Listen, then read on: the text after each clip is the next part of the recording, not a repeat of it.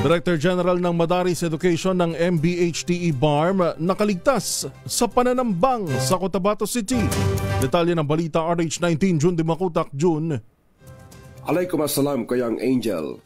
Nakaligtas sa tiyak na kamatayan ang tumatayong Director General ng Madaris Education ng Ministry of Basic Higher and Technical Education o MBHTE BARM na si Professor Tahir Gimil Nalg, 65 years old, residente ng Barangay Tamuntaka, 1, Cotabato City.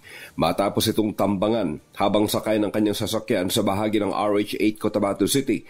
Sa impormasyon mula kay Cotabato City Police Office spokesperson, Police Lieutenant Rochelle Evangelista, mabilis na nakapagresponde ng Police Station 2 led by Police Captain Anwar Mambatao at agarang nadala sa ospital ang profesor.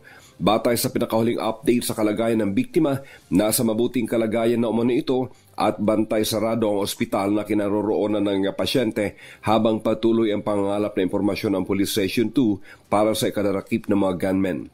Mariin namang kinokondina ni BARM Chief Minister Abdul Rauf Makakwa ang attempted killing na ito sa tinagurian niyang most dedicated government official ng MBHTE BARM.